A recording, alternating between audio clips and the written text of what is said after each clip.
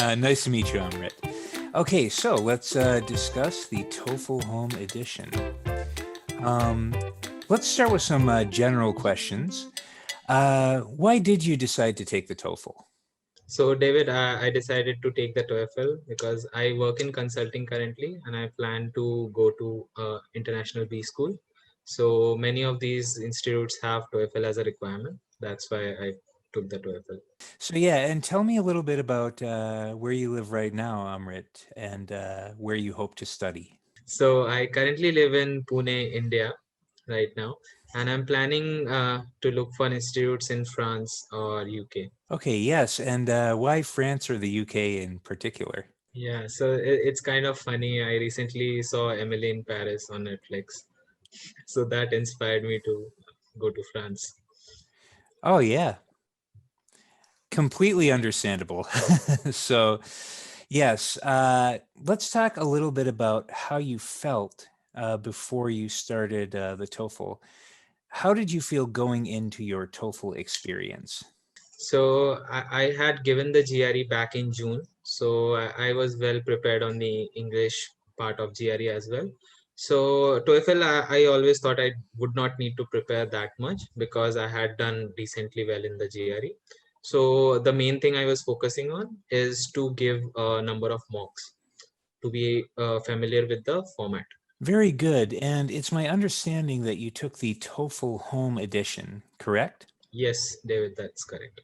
Okay, so Amrit, tell me if there were any aspects of the TOEFL Home Edition that were difficult or confusing at first. Yeah, so initially I realized that it's quite similar to the GRE because the proctors who take the GRE at home test are the same ones who do the TOEFL one. So because I had given GRE previously, that helped a lot because the proctor was the same, the service was pretty much similar to that.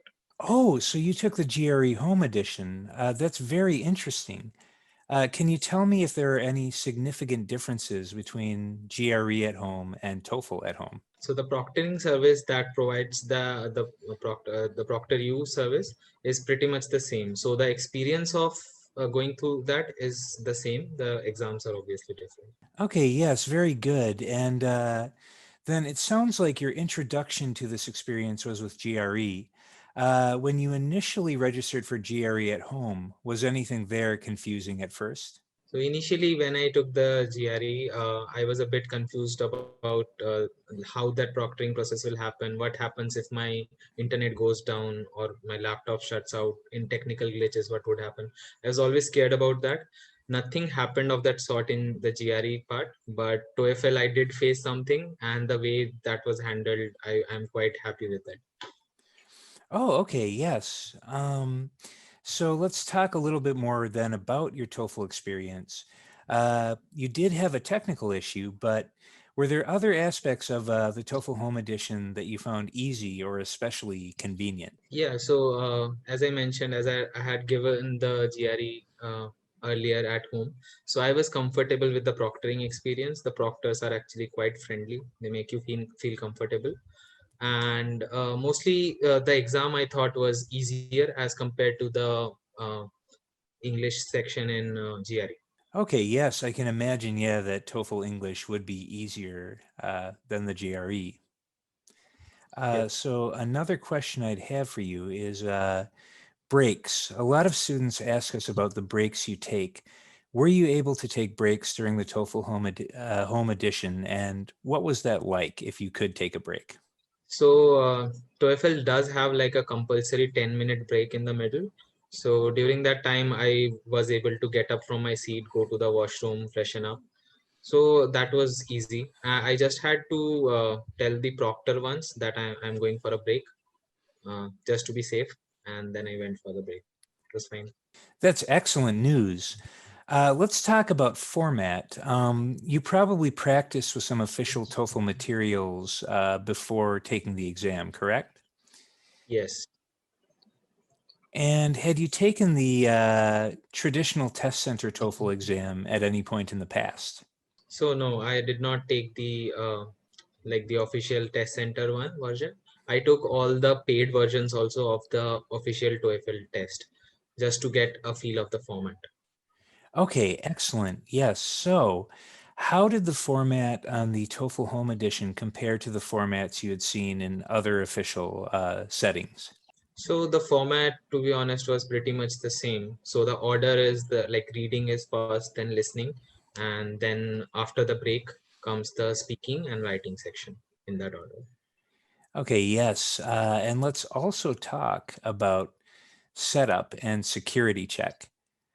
During the security check, did you have to remove anything? Were there any complications? So the security check was pretty straightforward. I had to show my desk and pick up the laptop and take it around the room, just 360, just to show them that there is nothing. That is pretty standard across all these at-home tests. Absolutely. And let's talk about the another thing about the security test. How long does the security check take? Okay, so the security test was 5 minutes at max. They do take a look at your passport also, so it's good to have it handy. And you also are needed to have a mobile phone or mirror just to show them the view of what you are seeing basically. So that all process took like 5 minutes. Excellent. And let's also talk a bit about the proctor. You said your exchanges with the proctor were pleasant. How did the proctor communicate with you? So initially, when I joined the call with the proctor, so initially he did join on voice, but I think in the middle of the exam, the proctor changed. So then our communications were only on the chat window. Okay, so now we will talk about the academic aspects of this. Uh, how did you prepare for the TOEFL? You've talked a little bit about official materials. Anything else? Yeah, so I just prepared through practice. So I got the official tests and just gave it a couple of times just to get a feel of the format. I was a bit skeptical about the speaking part because to time the speaking section so that your speech is in the middle is the main part in the speaking section. I was afraid of that, but that all went good. Oh, that's very good to hear. And if I may ask, what score did you get?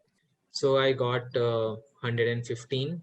Uh, so that is 29 in 29 in most sections apart from writing, in which I got 28.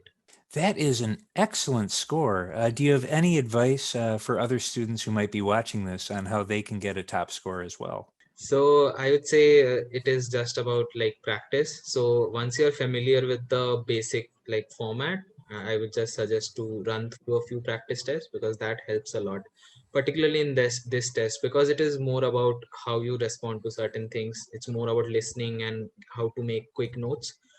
So if you give a couple of practice tests, you will get a feel for it. Yeah, and I think that is excellent advice. There's one last question I'd like to ask you about testing conditions because many of our students wonder about this. What was your experience like in the home edition taking notes? Yeah, so I had a erasable board. I particularly bought it for giving these at-home tests. I used it on the GRE also. So that helped a lot. I even on my practice, I used to practice on that board only. So that like making myself habitual to use a board was a main component, which made me comfortable. Well, thank you so much for your time today, and I think our students can learn a lot from this. Do you have anything else you'd like to say? No, I just like to wish the best of luck for any students who are taking the TOEFL. Absolutely.